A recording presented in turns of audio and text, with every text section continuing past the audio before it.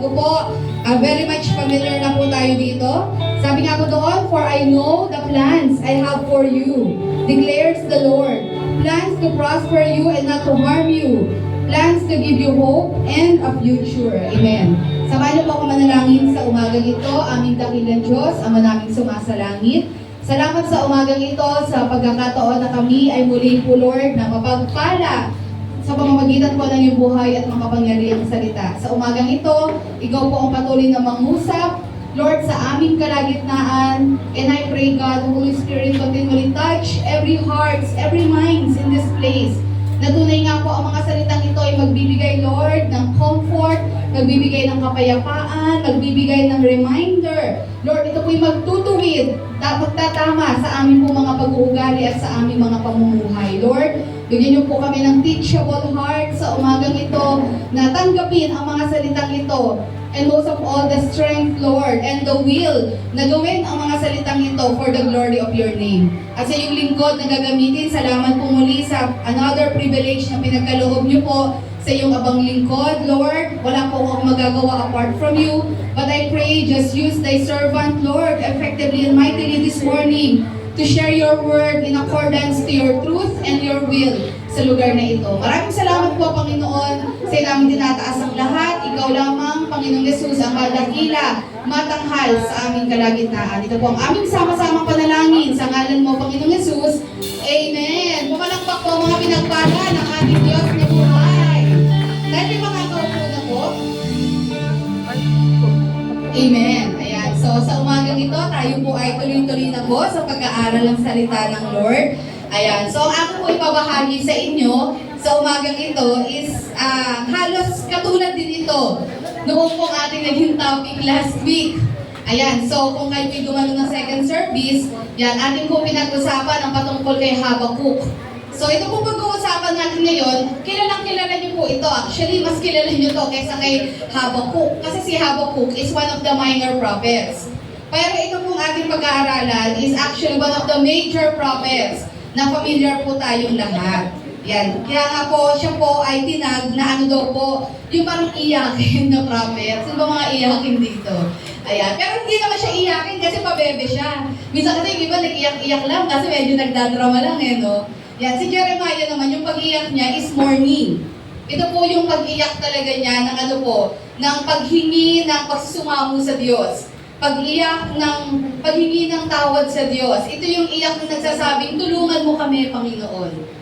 Ayan. Kaya nga po sa umagang ito, ayan. So, kung last week, we talk about Prophet Habakkuk. Ayan. So, ngayon naman po, pag-uusapan natin yung contemporary ni Habakkuk. Ayan. Hindi naman po sila nagkakalayo. Ayan. Si Prophet Jeremiah. Ayan. So, alam ko po, very much familiar tayo sa kanya. So, this morning, ang topic po natin, yan. Sabi nga po dyan, holding on to hope.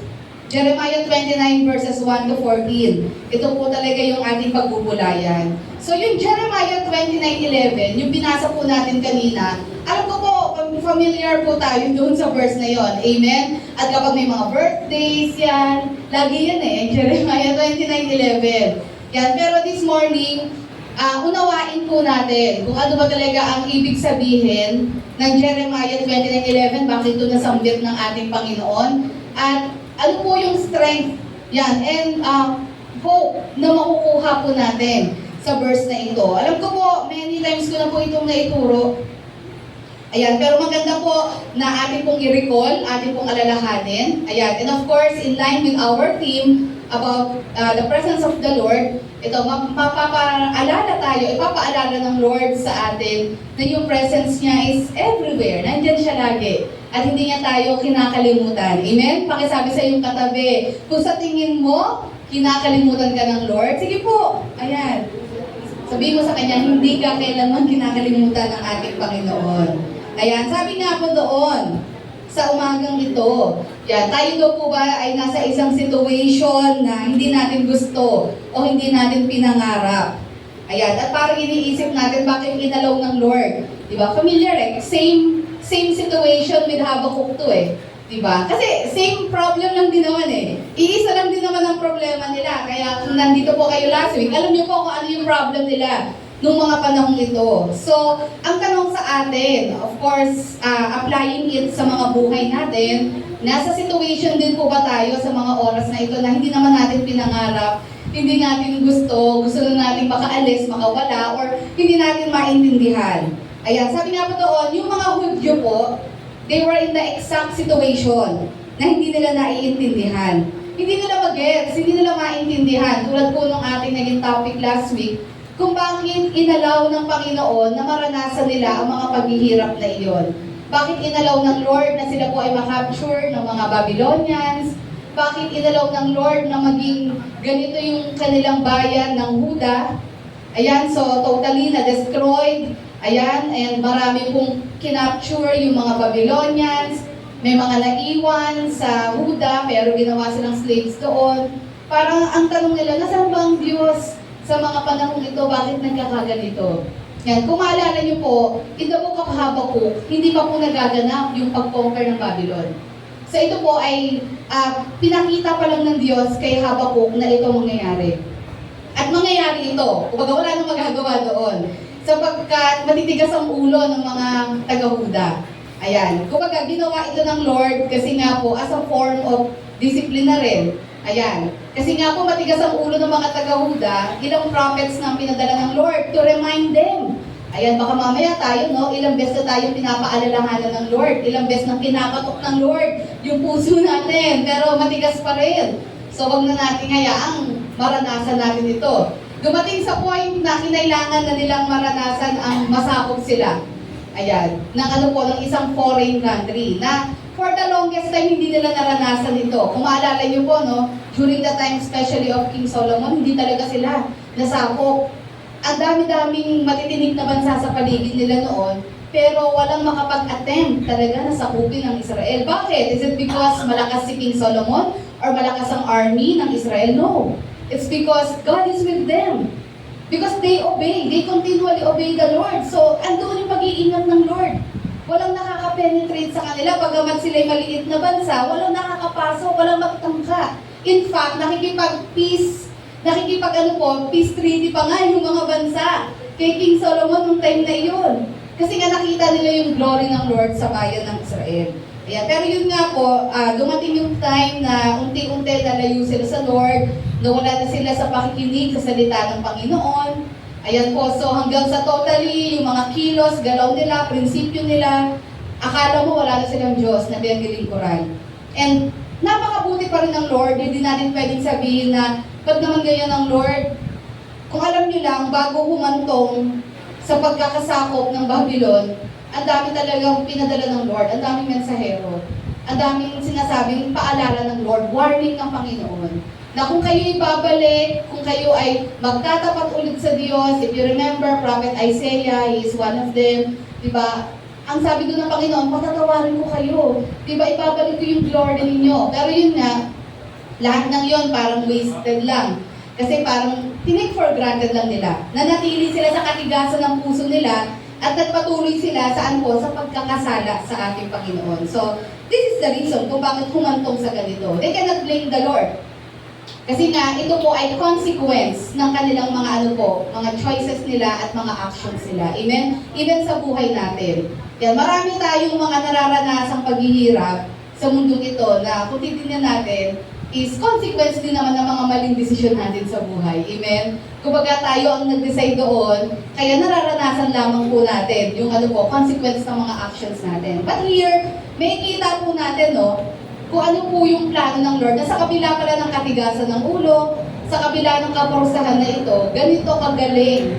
Yan, kamakapangyarihan at kabuti ang Diyos na kahit ito po pala is a form of discipline or punishment sa mga Hudyo, ayan, but at the same time, naging way din ito ng Panginoon for something else. Ayan, so ganun kagaling at kabuti ang ating Panginoon. So, this was the time na kung saan sila po ay dinala ng Lord.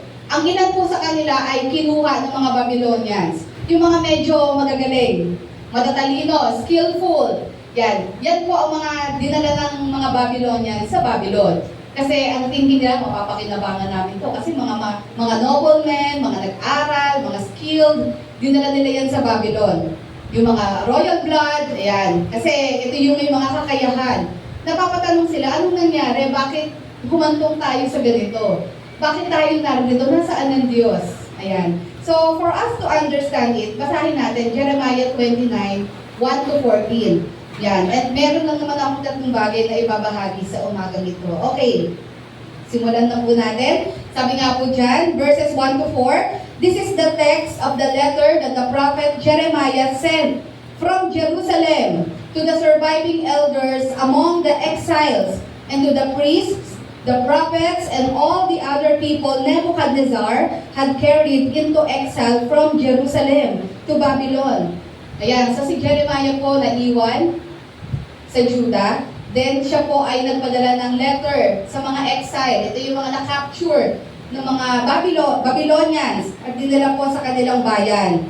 Ayan, this was after King Jehoiakim and the queen mother, the court officials, and the elders of Judah and Jerusalem, the skilled workers and the artisans had gone into exile from Jerusalem. So talagang siguro inalam talaga nila anong mga trabaho nyo, anong ginagawa nyo.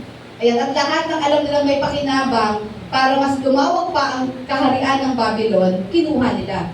Kailangan natin ito kasi nga, yung mga conqueror, ganyan yan. Kinukuha nila lahat ng mapapakinabangan nila because ang kanilang goal is talagang mapalawak pa yung kingdom nila, di po ba? So lahat ng may pakinabang dadalhin nila. Then, iniwan nila yung iba sa Jerusalem or sa Judah. Siguro yung hindi masyadong hindi masyadong maalam. Ayan, hindi nila mapapakinabangan. So, nagpadala po si Jeremiah ng letter sa mga exile. Ayan. So, ito pong letter na ito is letter of reminder, pagpapaalala, and at the same time, hope. Yan, regarding po sa promise ng Lord. Sabi doon, verse 3, he entrusted the letter to Elasa, son of Shaphan, and to Gemariah, son of Hilkiah, whom Zedekiah, king of Judah, sent to King Nebuchadnezzar in Babylon. It said, verse 4, anong sabi po doon? This is what the Lord Almighty, the God of Israel, says to all those I carried into exile from Jerusalem to Babylon. Ano po ang sabi ng Panginoon? Ang inaantay nilang sasabihin ng Lord, wag kayong mag-alala, any moment, I will rescue you. Magpapadala ako ng mga punutong, ng mga anghel dyan, or gagawa ako ng miracle, magpapabagsak ako dyan ng mga apoy, o ano man. Parang nangyari kay Elijah. Ito yung ina-expect nila, na marireceive nila, na na letter. Ayan. So, similar talaga ito kay Habakuk. Tignan niyo po, ano po ang sabi ni Prophet Jeremiah. Kaya alam niyo, maraming kaaway si Jeremiah. Kasi nga, ito yung sinasabi sa Bible na gusto nilang marinig lamang yung mga salitang gusto nilang marinig. Di ba? Parang sa atin, gusto mo lamang marinig magagandang salita, magagandang mga verses, pero kapag review, correction, ayaw mo, naiinis ka, nagagalit ka dun sa tao. Yan, siguro kasi totoo, no? Kapag ikaw nagalit, nainis, it means totoo yun. Nasaktan ka eh. Ayan, so, maraming galit kay Jeremiah. Actually, yung mga totoong prophets, yan ang kagalit. Yan ang maraming mas may galit. Yung mga fake or false prophets, yun yung mas gusto ng mga tao because they want what their itching ears want to hear. Kung ano yung gusto nilang marinig. Yan. Kaya alam nyo, mahirap din po yung ganong kaibigan, no? Na puro na lang papuri, no? Baka mamaya flattery na lang pala yun. Yan. And i-treasure nyo po ang mga kaibigan na kaya kayong i-correct in a nice way. Di po ba? Kasi gano'n mga totoong kaibigan. Nakikita nila yung mga flaws, nakikita nila yung mga pagkakamali sa atin. And because they love us, hindi sila nag-hesitate na sabihin kung ano man yung mga nakikita natin. Of course, hindi mo kailangan i-shout out yan sa social media. No need for that. Talk to the person, di po ba? And I believe, kung talagang kaibigan mo iyan, ma-appreciate niya yan. Amen? So, kausapin mo siya, kayo lang, kung may nakikita kang hindi something na maganda sa kanya. Pero ang pangit din naman, kung ikaw yung kaibigan na lahat na lang nakita mo, pangit. Baka may insecure ka na pala, di ba? Sabi nga nila, no, keep your friends closer and your enemies closer pala. Sabi, no? Kung sino yung hindi mo kasundo, kasi dapat lumapit ka doon. Puro po na ang sinasabi mo, yung pala, insecure na pala. Yan, pero yun nga po, kung alam niyo po, alam naman natin sa sarili natin pag mali tayo. Tama po ba? In denial lang talaga tayo. So kung may point naman yung kausap natin, alam ko, initial response natin is to react. and to justify. Pero ang mahalaga doon, afterwards, matuto tayong i-assess, i-evaluate ang mga sarili natin. Kasi baka naman talaga totoo. Amen? Yan, para din naman po sa atin yan. So, kaya si Jeremiah po, galit sa kanya kasi sinasabi niya ang totoo. Ayan. Hindi niya hinihinder. Siya yung totoong prophet ng ating Panginoon. Sinasabi niya talaga yung katotohanan. Masakit, pero these people need to know the truth. Kailangan nilang malaman ng katotohanan. So, ano yung expectation nila? Ang expectation nila na saglit lang. Parang hold on lang kayo dyan. Akong bahala sa inyo. Yeah. Pero tingnan nyo, ang sagot ni Prophet Jeremiah na galing sa Lord, verse 5, anong sabi doon? Build houses and settle down. Plant gardens and eat what they produce. Marry and have sons and daughters. Find wives for your sons and give your daughters in marriage, so that they too may have sons and daughters. Increase in number there. Do not decrease. Verse 7, ang sabi po dyan, also seek the peace and prosperity of the city to which I have carried you into exile. Pray to the Lord for it, because if it prospers, you too will prosper. Verse 8, yes, this is what the Lord Almighty, the God of Israel says, do not let the prophets and diviners among you deceive you. Do not listen to the dreams you encourage them to have. They are prophesying lies to you in my name. I have not sent them, declares the Lord. Ayan, so makita niyo po, no, hindi iyon yung ina-expect nilang sagot or response ng Panginoon. Basically, ang sinasabi ng Lord, mahaba pa ang ilalagi nyo yan. Sabi ng Lord, magtayo kayo ng bahay. Matagal yun eh. Magtayo kayo ng bahay, mag-asawa kayo dyan, magparami kayo dyan, ipag-pray niyo yung bayan na yan. So, parang sinasabi nila, so in short, Lord, anong ibig sabihin? Ibig sabihin, talagang mag-i-stay kayo dyan. Akala yata nila parang weeks lang, gano'n. Sabihin talaga magtatagal sila, parang mag-create tayo ng society dito, parang gano'n. Di ba ba? So, hindi yun yung sagot na ina-expect nila. And maaaring tayo din, gano'n din tayo. Meron tayong pinagpe-pray at yung sagot na na-receive natin is hindi yung sagot na ina-expect natin. Yan, so tandaan po natin na mas alam ng Lord yung the best para sa atin. Amen? Kailangan natin pagkatiwalaan ng Lord. Okay, let's continue. Verse 10. This is what the Lord says. Ito naman ang sinabi po ng Panginoon. When 70 years are completed, mahaba-haba yun, di po ba? 70 years. So, malamang yung iba po dito ay patay na after 70 years. Ayan. When 70 years are completed for Babylon, I will come to you and fulfill my good promise to bring you back to this place. And verse 11, doon na sinabi ng Lord ito, for I know the plans I have for you. Ayan, so i-comfort nyo na rin mga sarili nyo nito kung kayo ay ganito ang sitwasyon nyo. When you don't understand what's going on sa buhay nyo and yung answer na na-receive nyo sa Lord is not what you expect. O, i-claim nyo na itong verse 11. Sabi ng Lord, I know the plans I have for you. Declares the Lord, plans to prosper you and not to harm you, plans to give you hope in the future. Amen? Ganyan ba ang trust natin sa Lord? Nagtitiwala ba tayo sa Lord sa mga bagay na hindi natin nakikita at hindi naiintindihan? Yun kasi ibig sabihin ng faith. Kung hindi tayo naniniwala sa Lord, hindi natin pinangahawakan yun, therefore wala tayong faith sa Lord. Amen? It's easy to believe when you see things na nangyayari talaga sa harap mo. Paano kung hindi pa nangyayari? Sabi ng Lord sa kanila, no, alam ko yung mga pangako ko sa inyo, alam ko yung kinabukasan nyo. Yan, at tandaan nyo, ang pangako ko sa inyo, para sa ikabubuti nyo, ikayayabong ninyo. Yan, ikapagpapala ninyo. At hindi para masaktan kayo. Amen. So, do we believe na regardless of our situation, mapangahawakan po ba natin ito na yes, mas nagtitiwala ako sa Lord na itong pinagdadaanan ko ngayon, may something the best siya na ini-install para sa akin. Amen. Yan, sabi doon, no? And verse 12, that you will call on me and come and pray to me, and I will listen to you. You will seek me and find me when you seek me with all your heart. I will be found by you.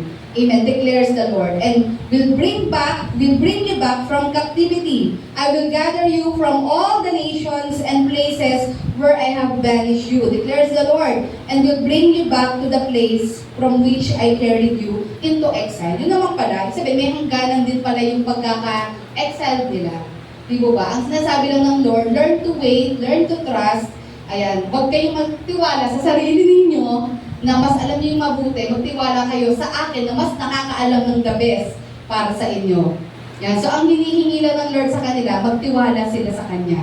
Yan, sige, tingnan po natin, ano ba yung mga bagay na pwede nating matutunan? Ano ba yung mga messages? Ano ba yung hope na sinasabi ng Lord dito?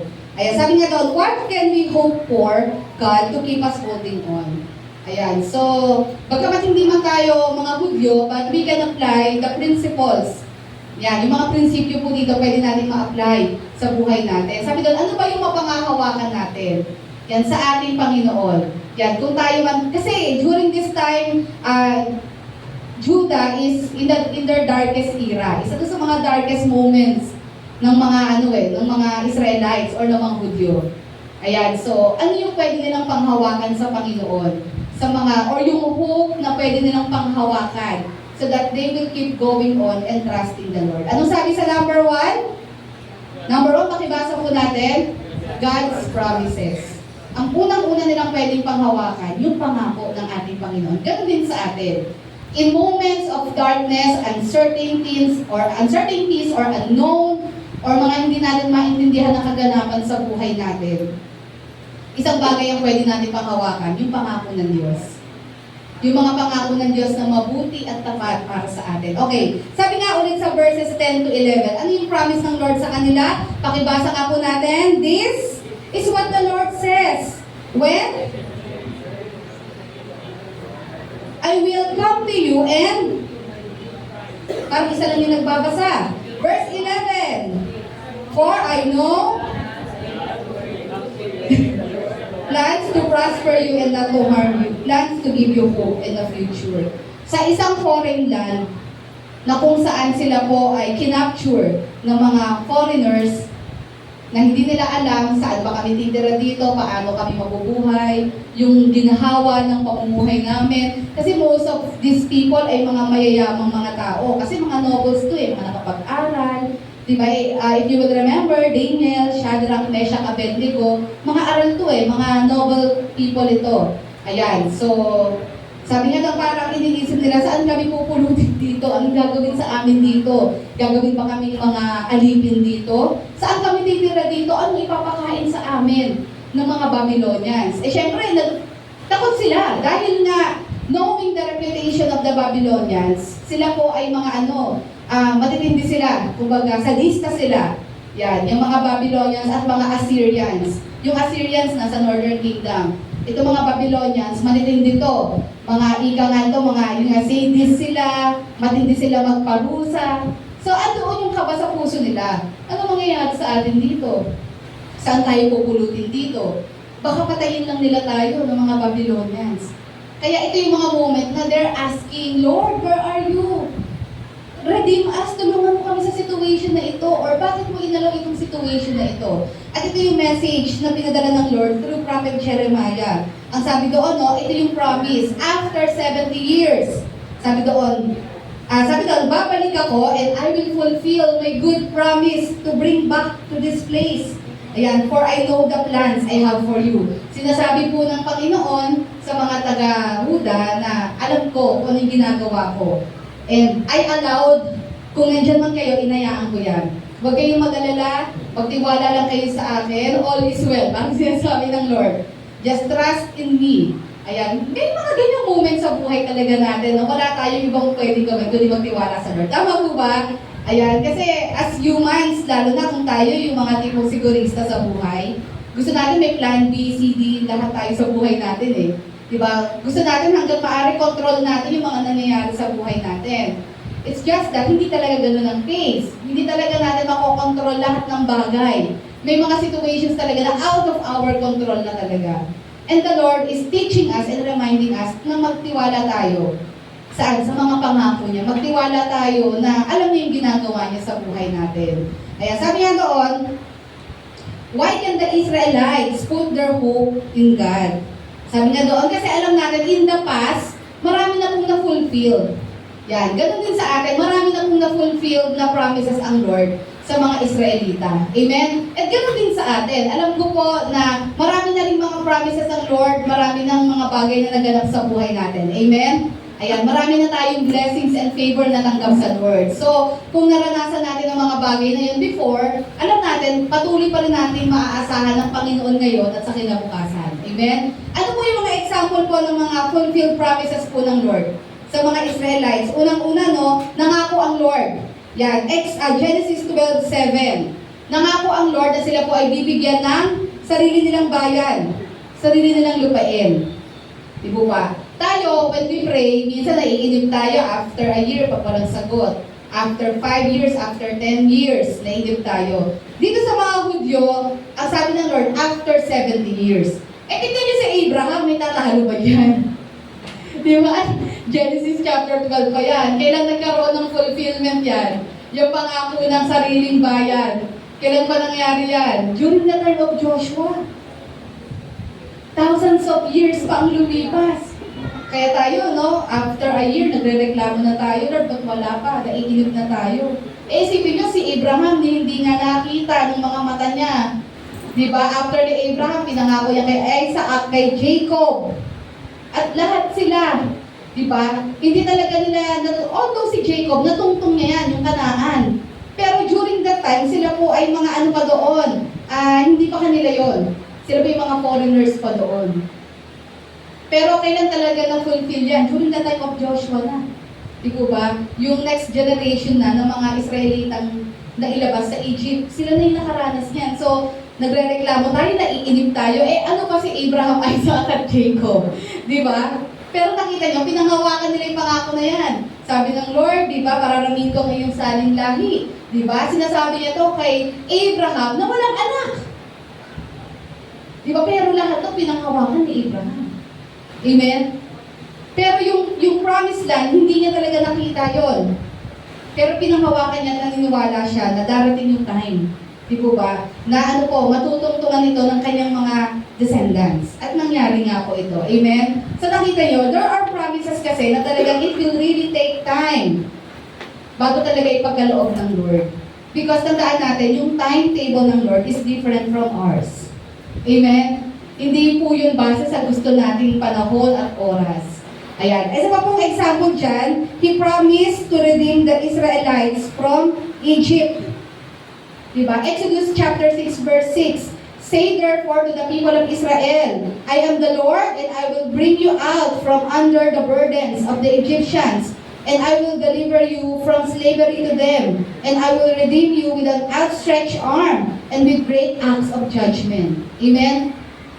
Nangako ang Panginoon. Nung sinabi ito ng Lord through Moses, sila po ay kasalukuyang alipin ng mga Egyptians. Nangako ang Panginoon, huwag kayong mag-alala, palalayain ko kayo. And if you will remember, balik tayo kay Joseph. Nung panahon ni Joseph, di ba, pinangako na ng Panginoon yan. Through Joseph. Anong sabi ni Joseph? Darating ang time na aalis kayo sa lugar na ito. Pakidala rin ang aking mga buto pag umalis kayo, di ba? Sinabi ni Joseph yun.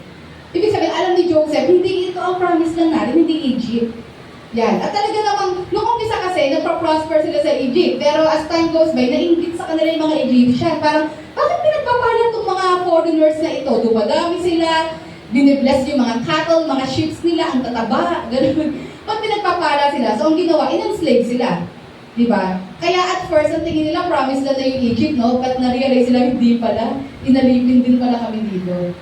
Kasi nga, alam ni Joseph nung una pa lang, yes. Kasi si Joseph, naranasan niya yung blessing sa Egypt eh. Pero alam niya, hindi talaga ito yung promise lang ng Lord. Kaya sabi niya, no, ang bilin niya, pag namatay ako, bitbitin niyo yung buto ko. At gusto ko doon yung ilibing sa Kanaan, doon sa promise land. Diba? Kasi alam niya na hindi yun yung promise land. Ang tanong po, niredeem po ba sila ng Lord from the Egyptians? Yes. Amen? Di po ba? Pinakita ng Lord ang kanyang kapangyarihan sa mga Egyptians. Pinatunayan niya ang Diyos ng Israel. And they were freed from the slavery ng mga Egyptians. Sabi niya po doon, Marami daw pong pangako ang Diyos. Yan lang po yung mga example. So ano po ang point niyan? If God fulfilled all these promises, sabi nga po dyan, then surely He will also fulfill His promise to the Israelites to return in Jerusalem. Yan. God speaks of the truth and He never lie. Amen? Hindi nagsisinungaling ang Lord. Kaya nga po, ano ba ang basis natin para pagtiwalaan ang pangako ng Lord? Yung mga fulfilled promises niya na sa buhay natin. Amen? So, ganun din ang sinasabi dito, na kung nagawa ng Lord lahat ito in the past, then surely yung pangako niya na sila po ay ibalik ulit sa Huda, mangyayari yan. Pag sinabi ng ating Panginoon. Sabi nga doon, maaring mahaba, maikli, pero sabi nga doon, God will fulfill His promises. Amen? Sabihin mo sa katabi mo, tutuparin ng Diyos ang kanyang mga pangako. At sabihin mo, magkantay ka lamang. Ayan, sabi nga pa doon, okay, ano yung promise ng Lord? The promise that the Jews will return in Jerusalem. Nagkaroon po ng fulfillment ito? Nagkaroon po ba? Yes. Ayan, saan po matatagpuan yan? In the book of Ezra, chapter 1, verses 1 to 4. Ayan na po. So medyo maikli lang, medyo maano lang yung ano natin, ano yung verse. Ayan. Sabi nga doon, basahin ko lang po, in the first year of Cyrus, king of Persia, in order to fulfill the word of the Lord spoken by Jeremiah, the Lord moved the heart of Cyrus, king of Persia, to make a proclamation throughout his realm and also to put it in writing. Okay, teka muna. Di ba kanina nasa Babylon pa tayo? Ang pinag-uusapan natin, Babylonian. Sila po yung nag-capture sa mga Jews. Ayan. Bakit ngayon, pagdating sa Ezra, chapter 1, verses 1 to 4, bakit mga Persians naman? Iba po yan. Ibang bayan na yan, ha? Ibang bansa na yan, ibang mananakop na yan. Kasi, di ba, if you will remember last week sa Book of Habakkuk, sinabi ng Panginoon doon na huwag kang mag-alala dahil ang mga Babylonians, paparusahan ko din sila sa ginawa nila sa inyo. Ito na yun. Anong ginawa ng Lord? So, after the Babylonians, sinakop naman sila ng mga Persians. Ayun. So, ganun lang. Yun yung sinasabi ng Lord na ano po, na punishment na gagawin niya sa Babylonian. Dahil sa kanilang ano po, dahil sa ginawa niya sa mga Israelites. Sa ginawa ng Babylonian. So, that's the reason kung bakit Persia na po ang mababasa natin ngayon. Kasi after the Babylonians, yung mga Persians naman, sila naman po yung nag-reign na kingdom sa mundo. Okay, and alam niyo po, ay, sabi doon, in the first year of Cyrus, king of Persia, in order, tingnan nyo, to fulfill the word of the Lord. Ibig sabihin, gagawin ng Lord lahat ng bagay para ang pangako niya ay magkaroon ng kaganapan. Amen? Gagawin niya ang lahat. Imagine, sino ang naging instrumento ng Lord? Pagan king. Ang naging instrument ng Lord. Isang paganong hari. Sabi doon, no, the Lord moved the heart of Cyrus, king of Persia, to make a proclamation throughout his realm and also to put into writing. Verse 2, this is what Cyrus, king of Persia, says, the Lord, the God of heaven, has given me all the kingdoms of the earth, and He has appointed me to build a temple for Him at Jerusalem in Judah. Any of His people among you may go up to Jerusalem in Judah and build the temple of the Lord, the God of Israel, the God who is in Jerusalem, and may their God be with them. And in any locality where survivors may now be living, the people are to provide them with silver and gold, with goods and livestock, and with free will offerings for the temple of God in Jerusalem. Magugulat ka! Ito ay paganong hari na walang kinikilalang Diyos, pero ito ay naging way ng Panginoon para magkaroon ng fulfillment yung pangako niya na sila ay babalik saan? Sa Jerusalem! After 70 years! Amen? Ang tanong doon, bakit kailangan pa niyang gumamit ng isang pagan king? Kasi alam niyo, mahihirapan ang mga Hudyo na bumalik sa Jerusalem kung wala silang approval ng ano po, ng kaharian na nagre-reign ng mga panahon yun. So anong ginawa ng Lord? Imagine, this is impossible eh. Sabihin, kaya palang gamitin ng Lord ang isang wicked king para ma-fulfill yung purposes niya? Yes. Kung talagang gaganapin niya yung pangako niya, kaya niyang gawin yun. He can touch the hearts and minds of presidents, people in authority to fulfill yung cause niya. Amen? Para maganap yung nais niya. Katulad nung kay Cyrus. Kaya, after nito, ito na po yung time ni na Ezra, Nehemiah, ayan na, ito na yung mga builders. Yan. And alam niyo po, nung time na ito, yung ibang Israelita, ay yung ibang Hudyo, hindi na bumalik. Bakit? Medyo naging, na po sila, comfortable na sila sa Babylon. Diba? Medyo na-use na sila sa buhay doon. Pero yun nga po, yung iba po ay bumalik. Okay, sabi sa verses 4 to 7, ayan, this is what the Lord Almighty, the God of Israel, says to all those I carried into exile from Jerusalem to Babylon. Build houses and settle down, plant gardens and eat what they produce, marry and have sons and daughters. Ito yung sinabi ng Lord, no? Find wives for your sons and give your daughters in marriage so that they too may have sons and daughters. Increase in number there, do not decrease. Also seek the peace and prosperity of the city to which I have carried you into exile. Pray to the Lord for it, because if it prosper, you too will prosper. Amen. So yung una, sabi niya doon, number 1, ano pong sabi dyan? God's promise. Ayan. Ano yung unang kapangahawakan natin? Yung pangako po ng ating Panginoon. Amen? So, nangako ang Lord, nakita natin na nagawa ng Lord na i-fulfill yung mga pangako niya. So, kung nagawa niyang i-fulfill yung mga past promises niya, therefore, ito pong pangako niya na ito, na sinasabi niya, after 70 years, babalik kayo, ay gaganapin po niya. Amen? So sa buhay din natin, ganun din po, anumang pong mga bagay na pinangahawakan natin ngayon, maniwala ka na in God's time, according to His timetable, gaganapin niya yung pangako na yan sa buhay mo. Amen? Maaring kaligtasan ng pamilya mo yan, maaring meron ka pinagpe-pray sa Lord, di po ba? Something na you are looking forward to in the future. Ayan, so ipag-pray mo yan. Or maaring lifetime partner yan. Di ba? Pinagpe-pray mo sa Panginoon. Di ba? Nung papangasawa mo. Mas maganda yung pag-pray mo sa Lord. Di ba? Para ipagkaloob ng Lord, di ba? Yung nararapat na partner para sa atin. Yan. Natutong magantay. Huwag ipilit. Sabi mo nga sa katabi mong single, huwag ipilit. Matutong mag-antay. Ayan. Kasi minsan, no, di ba? Ang dami na red flags eh. Pinilit pa ng pinilit. Di ba? Pinipilit mo pa rin sarili mo doon sa tao eh. Ang dami na nakikitang signs. Pero sige, wala, labulag eh. In love eh, di ba? Walang na ayun. So, medyo nag-suffer. Ayan. So, matuto tayong huwag natin ipilit yung mga bagay-bagay. Lalo na kung hilaw pa.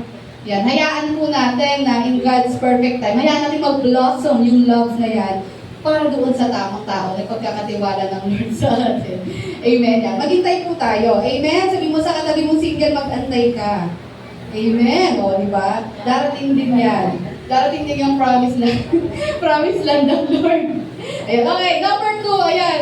Ano po yung number 1? God's promises. Number 2? God's presence. Ito po yung isang bagay ng pangahawakan po natin. Na alam po natin, ang presence ng Lord ay, kasama po natin. Ayan, sabi nga doon sa verses 4 to 7, no, mag-settle down kayo dyan sa Babylon. Sabi doon, ipag-pray nyo kung nasaan man kayo, kasi kapag nagtagumpay, yung bayan na iyan, magkatagumpay din kayo. Yan, so sinasabi ng Lord sa mga Hudyo na naging exiled or na-captured, sabi doon, mag-stay kayo dyan. For a period of time, nasasabihin ko, mag-settle down kayo dyan. Yan. So, anong sinasabi ng Lord dito? Yan. God is telling them that the Babylon is not a temporary thing. Hindi ito panandalian, hindi ito after a week lang, after a month, or after a year. Kundi, they will settle and build a community sa Babylon. Yun ang sinasabi po ng Panginoon sa kanila. Sabi nga doon, minsan, yung paglabas natin sa comfort zone natin, natatakot tayo. Amen? Yan, kasi may mga bagay tayong nakasanayan na eh. And ito yung kinakatakot natin, yung gagawa tayo ng isang bagay na hindi natin comfort zone. Ayan, or lalabas tayo sa lugar na kung saan comfortable tayo. Yan, pero minsan, kinakailangan natin gawin yun. Kasi we will not grow. There's a reason kung bakit inaalok ng Lord yun. Minsan, no, maaring bagong lugar, di ba? Ano pa po? Maaring bagong bansa, wow. New country, ano pa ba? New job, new ministry, di ba? Baka sinasabi ng Lord, hindi ka talaga para dyan. Dadalhin kita doon sa ministry na intended for you. Yan, kung tayo inililid ng Lord doon, wag tayo mag-alinlangan, wag tayong matakot. Amen? Kasi alam po ng Lord kung saan niya tayo dinadala. Amen? Alam niyang makabubuti yan para sa atin. Yan, sabi nga doon, dito, tinuturo ng Lord sa kanila na ano po, na kahit sila po ay nasa isang strange and foreign land, hindi po ito magiging dahilan para hindi nila maranasan ang blessing ng ating Panginoon. Amen? Nung sinabi ng Lord sa kanila na mag-build kayo ng community dyan, it's like God is telling them, mag-build kayo dyan, huwag kayong mag-alala, kasama niyo ako. I-bless ko kayo, pagpapalain ko kayo, magpa-prosper kayo dyan. Ang tanong ko, totoo po bang nangyari yun? Talaga bang binalas ng Lord ang mga Hudyo nung mga panahon sila po ay nasa Babylon? Yes. Yan. Sino po mga example po ng mga binalas ng Lord? Nabanggit ko na kanina, Shadrach, Meshach, Abednego, Daniel. Mga Hudyo po ito, mga exile po ito. Ayan. And sila po, bagaman they were trained by the Babylonians, pero hindi nawala sa puso nila ang pagiging Hudyo nila. Diba? Yun ang maganda sa kanila eh. Ibig sabihin nun, kahit saang lugar ka mapunta, kung talagang embedded talaga sa puso mo ang pagiging Kristiyano mo. Diba? Kahit anong mga bagay, train ka, ituro sa iyo, hindi talaga mawawala yung ano po, foundation mo talaga sa ating Panginoon. Hindi ka basta-basta makikerry away ng mga wrong teachings, hindi ka basta-basta madadala ng mga kaparaanan ng mundo nito. Amen? Kung talagang ganon kalalim yung foundation ng pananampalataya mo at pagkilala sa ating Panginoon. Yan, sabi nga doon, it's like God is telling them, the same God na pinaglilingkuran nyo sa Jerusalem is also the same God na paglilingkuran nyo sa Babylon. Amen? Yan ang sinasabi po ng Lord sa kanila. And actually, there are many reasons kung bakit sila po inalaw. Bagamat, sabi niya doon, bagamat yung pagkakapunta nila sa Babylon is a form of punishment. Ayan, ito po ay parusa ng Lord sa katigasan ng ulo ng mga Hudyo. Ayan, but at the same time, ito yung sinasabi, kaya rin ng Lord i-turn out ito for something better. Amen? At mas lalo pang ma-fulfill yung nais ng ating Panginoon. Sabi nga doon, naging training din to sa kanila na ano po, na dapat ang message about sa Lord ay hindi lang manatili sa Jerusalem or sa Israel. No moment na lumabas po at kumalat po ang mga Israelites, yan, kumalat na rin po ang faith sa buong mundo. Amen? So kung maalala nyo, di ba, sa Book of Acts, naalala nyo yung time na sila po ay pinersecute yung mga Christians kasi magkakasama sila lahat sa Jerusalem eh. Di ba? Kung magatitignan natin, parang ang lungkot na nangyari. Nung sila pinersecute, anong nangyari? Nagkawatak-watak sila. Nagkanya-kanya silang lugar, nagkahiwalay-hiwalay sila. Yan. Kaya minsan, kung lagi kayo magkakadikit, minsan kailangan maghiwa-hiwalay din. Tama po ba? Yan. Kung every Sunday, yun na lang katabi mo lagi, minsan kailangan medyo hiwalay din. Ayan. Ano yung nangyari sa mga Christians? Kasi sa Jerusalem, laging nandun lang sila. Sabi ng Panginoon, now is the time, kailangan nyo mag-spread out. Ano nangyari? Ano yung naging kaparaanan ng Lord? Pinersecute sila.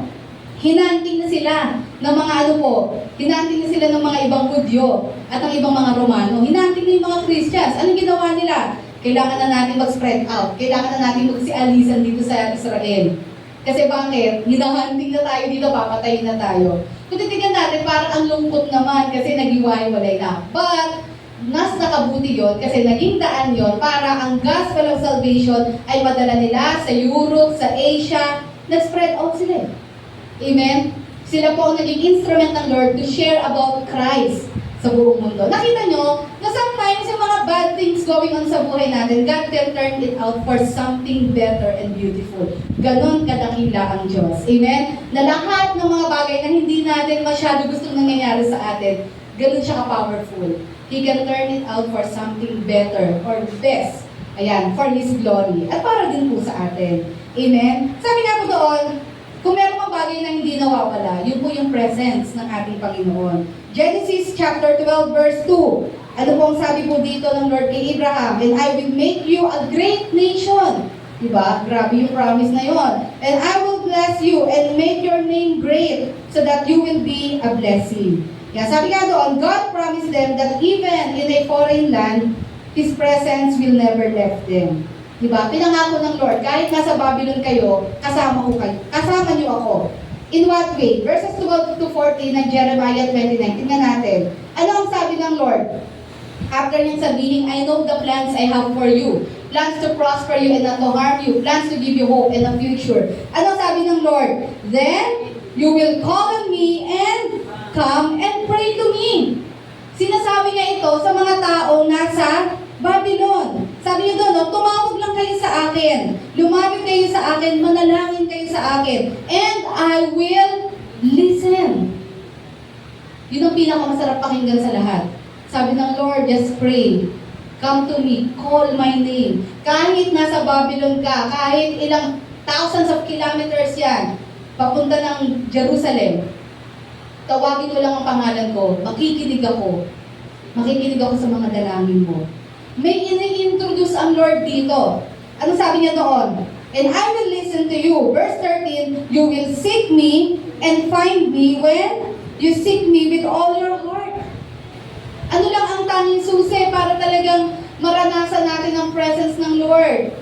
Meron pa tayong iba't ibang mga ritual na gagawin para talagang, Lord, maramdaman namin yung presence mo. No, sabi ng Lord, if you will seek me, kung hahanapin mo ako ng buong puso, totoo ka, totoo yung motibo mo, genuine yung desire mo na hanapin ako, ano sabi ng Lord? You will find me if you seek me with all of your heart. Amen? Sabi doon, I will be found by you, declares the Lord, and I will bring you back from captivity. I will gather you from all the nations and places where I have banished you, declares the Lord, and will bring you back to the place from which I carried you into exile. Amen. Bakit po? During this time kasi, ang akala ng mga Hudyo na ang presence lang ng Lord ay nasa Jerusalem. Kasi nandun ang temple. Kaya ang thinking nila, patay, nasa Babylon tayo. Paano tayo makikinggan ng Lord dito? Di ba? Ang layo-layo nito. Ang layo-layo nito sa sa Judah. Ang layo-layo nito sa Jerusalem.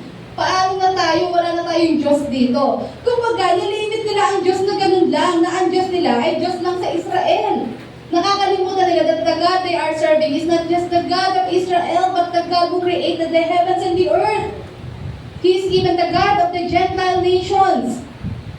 Amen? Kaya sabi doon, ito yung akala nila eh. The Jews thought that yung presence ng Lord nasa Jerusalem lang. Kaya sabi nila doon, patay tayo, nasa foreign land tayo. Wala tayong Diyos dito. We're all alone now. Kanya-kanya na tayo. Parang ganun ang thinking nila.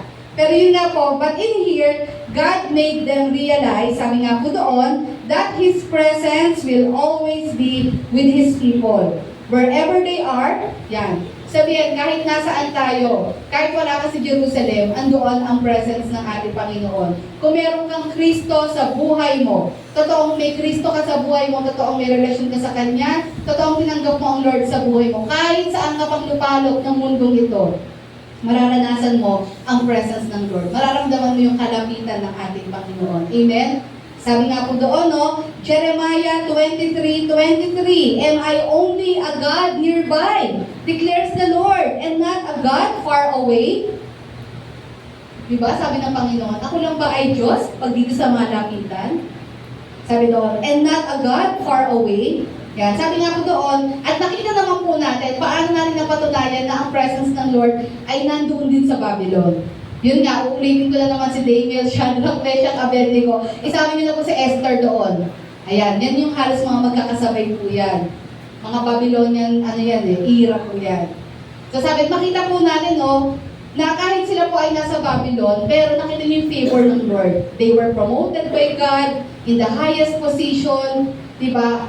Inayawan nila yung ibinibigay na pagkain ng mga Babylonian. Nakuha nila yung favor ng mga Babylonian. Diba? Kasi pwede silang parusahan eh. Ano pa pong nangyari? Nakita po natin si Daniel, siya po ay nag-pray. Doon sa may sabi mag-pray daw, pero si Daniel nag-pray siya doon sa may window, nakatapat, papuntang Jerusalem. At nakita natin, ang daming gustong patumbahin sila. Diba? Sila po ay dinala doon sa Lions Den. Ayan, ang daming pong ginawa sa kanila. Pero nakita niyo po, lahat yun na-surpass nila, lahat yun na-overcome nila. Lahat yun, tinulungan sila ng Lord. It goes to show at malinaw po na ang kapangyarihan at presensya ng Lord ay nandun din sa Babylon. Amen. Ito yung sinasabi ng Lord sa kanila, magstay kayo dito. Huwag kayong mag-alala because yung presence ko kasama niyo. Yan. Sabi nga doon, in the New Testament, Jesus further confirms this. In what way? John chapter 4 verses 23 to 24. Ano pong sinabi po dyan ni Jesus? Yet a time is coming and has now come when the true worshipers will worship the Father in the Spirit and in truth, for they are the kind of worshipers the Father seeks. Verse 24, ang sabi po dyan, God is a Spirit, and His worshipers must worship in the Spirit and in truth. Amen? Sabi ni Jesus, no, darating na yung time na hindi lang sa Jerusalem ang pagsamba. Sabi doon, ang totoong sumasamba sa Diyos ay sasamba sa Espiritu at katotohanan. Ibig sabihin, kahit saan kang lugar, you can worship the Lord. You can experience God's presence. Nasa church ka, nasa bahay ka, nasa trabaho ka, nasa negosyo mo ikaw, nag-aaral ka, or nag-jogging ka, or ikaw ay naggagala. Kaya mo maranasan yung presence ng ating Panginoon. Kinakasal ka, di ba? Lalo na yun, di ba? Kaya mo maranasan yung presence ng ating Panginoon. Amen? Kasi nga po, hindi naman limitado ang Diyos. Hindi po siya limited God. He is an omnipresent God. Sabi niyo nga po, omnipresent. Sabi nga doon, paano natin ma-experience yung presence ng Lord? Nasa sa atin po kasi yun. Nasa sa atin po yun, unang-una, kung meron talaga tayong totoong relationship sa Lord.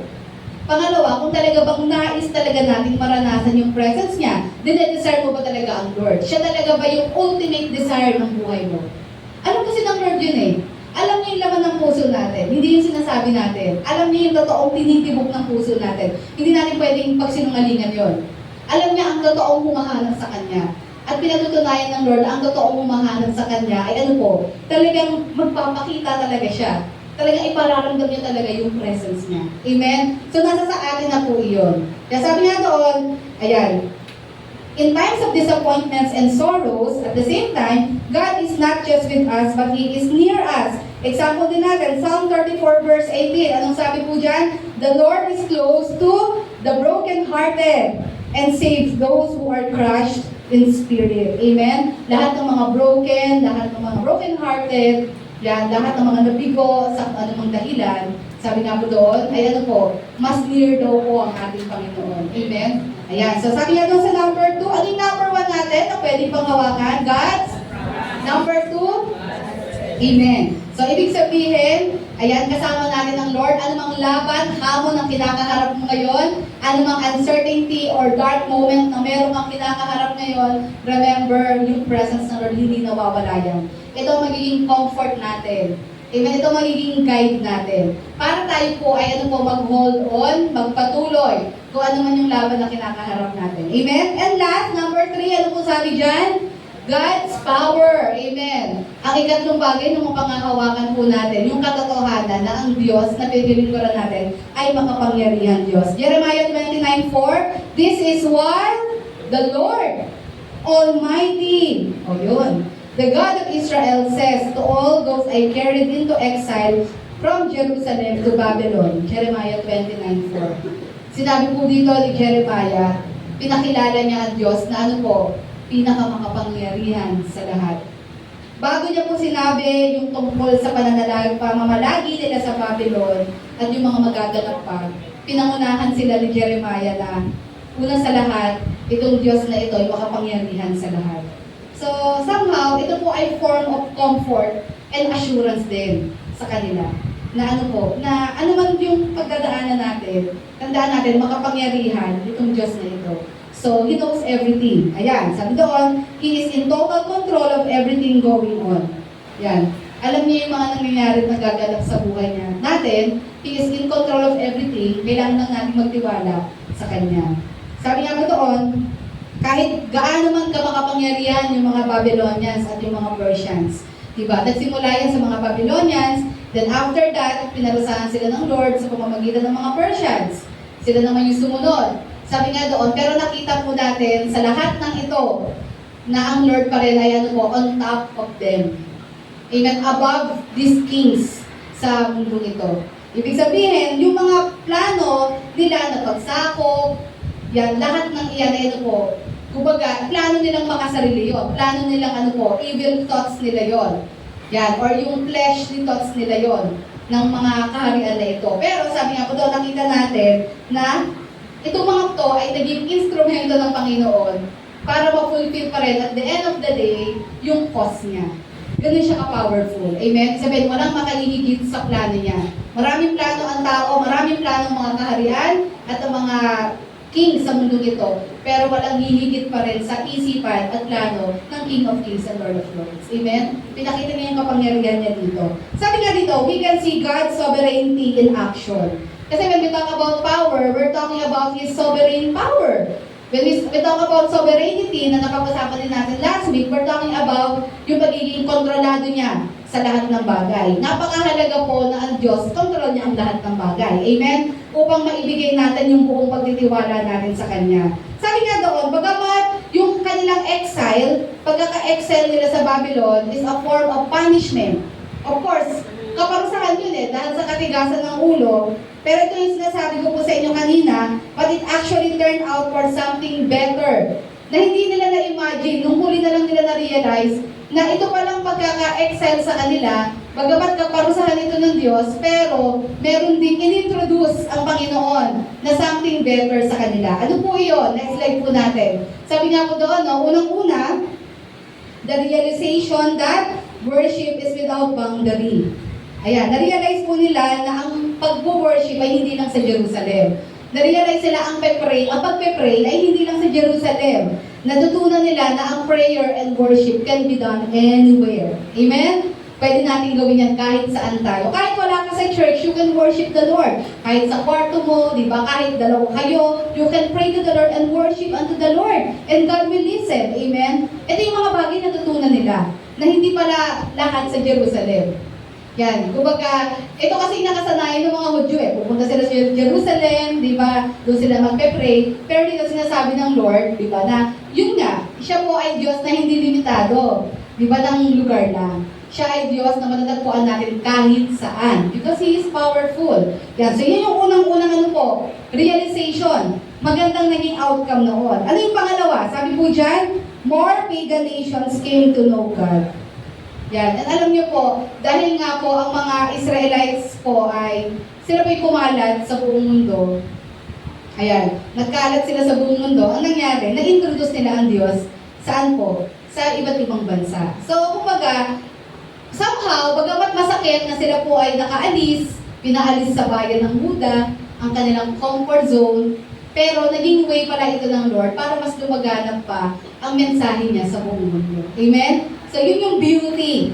Yun yung beauty ng nung medyo masakit na nang naganap sa kanilang buhay, na it turned out for something better. Mas maraming tao ang naabot ng salita ng Panginoon. Yan. Sabi nga doon ni Mayor, God had a special purpose in allowing the captivity of His people into Babylon. It was to scatter synagogues and the Old Testament in preparation for the gospel. Kaya magugulat kayo, merong synagogue sa Greece. Alala niyo, si Paul, nung nagpunta siya sa Greece, somewhere doon sa Europe, meron siyang synagogue na puntahan doon. O, ang tanong, paano nagkaroon ng synagogue doon? Di ba lahat yan sa Jerusalem? Na-scattered kasi ang mga Israelites. Kaya sila na-scattered dahil nga naging parusa yun ng Lord sa kanila. Yan, bumalik sila ng Jerusalem, pero dahil matigas pa rin talaga ang ulo nila. Yan, so sila po ay umalis na naman ng Israel. Ayan, pinaalis na naman ng Israel at sila po ay nagkalat sa buong mundo. At ang ginawa nila, nag-build sila ng mga synagogues doon. They are slowly introducing God and eventually Jesus sa mga tao. Kaya nakita nyo, si Pablo, pag nagpupunta siya sa isang lugar, siya po ay nagpupunta sa mga synagogue. Kasi Hudyo pa rin naman siya Yan, so parang nagko-courtesy call siya doon as a Pharisee. Diba?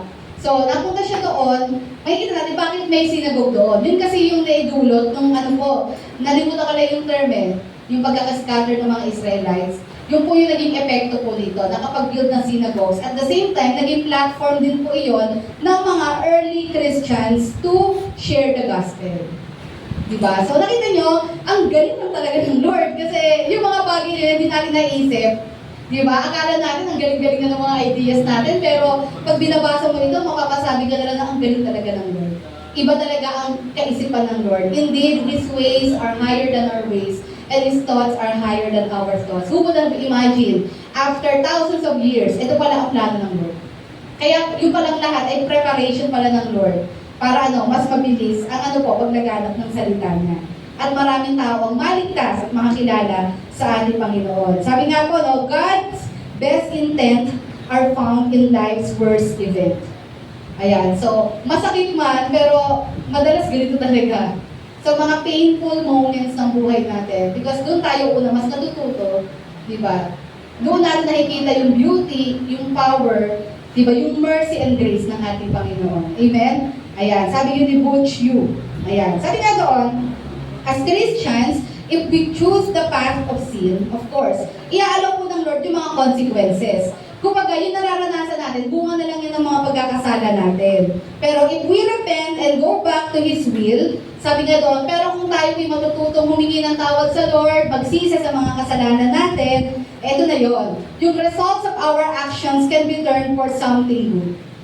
Kaya ng Lord i-turn out yung ating mga consequences, yung mga bad situations natin for something better. Ganun siya katalino. Tayo hindi natin maiisip, paano Lord? Paano ko magagandahin yung testimony ko dito?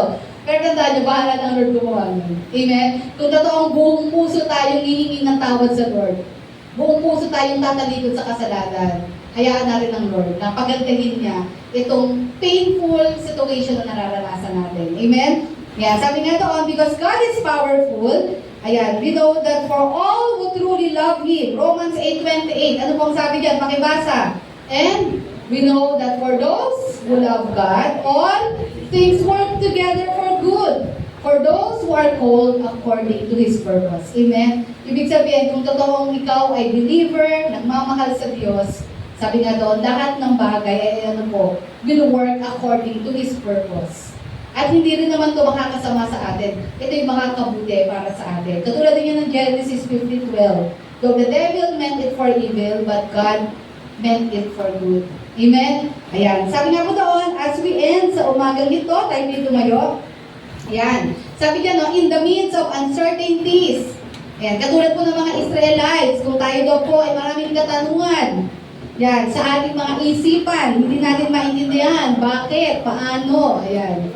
Sabi nga daw, let us remember Jeremiah 29:11, for I know the plans I have for you, declares the Lord, plans to prosper you and not to harm you, plans to give you hope and a future. Amen? So in the midst of uncertainty sa buhay po natin, ayan, panghawakan natin ang pangako na ito, na God knows best. Amen? God knows our future. Meron po siyang itinakdang magandang bagay para sa atin. Manatili tayo sa Lord, huwag tayong tumalikod sa Kanya. Let us keep hoping. Let us keep on praying unto the Lord. Ayan, at patuloy tayo manampalataya sa Panginoon. And darating yung time na may experience talaga natin yung blessings and favor at yung mga pangako ng Panginoon sa ating mga buhay. Amen? Palakpakan natin ng Lord sa umagang ito. Samahan po ang manalangin. Daking ng Diyos, Ama namin sumasalangit. Salamat po Lord sa umagang ito for this great reminder sa aming lahat, Lord, na tunay nga po, in the midst of everything na pinagdadaanan po namin, bagamat andoon yung darkest moment sa mga buhay namin, ba't pinatutunayan nyo na ang mga anak mo, ang mga tunay na nasa iyo, nagtitiwala, naglilingkod, sumasampalataya sa iyo, hindi mo mababayaan. Salamat po, Panginoon, sa umagang ito. Hindi ko man po alam ang exact situation na kinakaharap po ng bawat isa. Alam niyo po yung mga pinagdadaanan ko ng bawat isa. And I pray God, this verse, ito pong katuroan na ito ay magsilbing paalala, comfort, Lord God, sa bawat isa na you are our God, all-powerful, your promises are true, Lord, at alam din po namin your presence will always be with us. Help us, Lord, mapanghawakan ng mga salitang ito at ang mga pangako nito sa aming mga buhay. So that, Lord, matututo kami magtiwala sa inyo. Matututo kami, Lord God, pagkatiwalaan ng mga plano mo at mga layunin mo sa aming mga buhay. Patawarin niyo po kami kung minsan iniisip namin, mas alam namin yung the best para sa sarili namin. Thank you for reminding us, Lord, sa umagang ito, na you're still the most powerful one. Mas alam mo ang makabubuti para sa amin. And Lord, maaari sa umagang ito po yung message na gustong sabihin ninyo sa bawat isa. Maybe it's time for us na kailangan namin bitawan. May mga bagay kaming kailangan bitawan sa buhay namin. At hayaan namin na ito po ay hawakan mo, Panginoon. sa buhay namin. Lord, help us let go of things, Lord, na hanggang ngayon nahawakan pa rin namin. At hayaan mo, Lord God, na i-release namin ito sa iyo. At hayaan namin ikaw na po ang totally mag-take full control ng area na ito sa buhay po namin. Salamat po, Panginoon, because in you there is hope, in you there is peace, Lord. Salamat po, Panginoon, dahil alam po namin sa buhay na ito, anumang, Lord God, pagdadaanan po namin. Ito po, Lord God, yung lakas ng loob na meron kami. Dahil alam namin may Diyos na mas nakakabatid, nakakaalam ng lahat ng bagay at mapagkakatiwalaan ka namin. Kaya sa umagang ito, I pray na na-empower ang bawat isa ng mensaheng ito. Dalangin ko po, Lord God, na naging paalala ito sa amin na, Lord, ibigay ang lahat-lahat ng amin sa iyo, Panginoon. At naging daan ito ng mas malalim pa, Lord God, na ugnayan namin sa inyo. Maraming salamat po sa mga mensaheng ito. Help us, Lord, na hindi lang po ito, Lord God, isipin lang namin, hindi lang to, Lord God, na mabasa o maisulat or mapicture namin sa umagang ito. But most of all, ito po, Lord, ay maisa puso namin. Ma-apply namin sa aming mga buhay for the glory of your name. Muli sa namin tinataas at pinagkakatiwala ang lahat. Ito nga po ang aming sama-samang panalangin sa ngalan niyo po, Panginoon Jesus. Amen! Yan. Malakas na palakpak sa ating Panginoon at servo lang po namin. Gawain mo po mga gabi.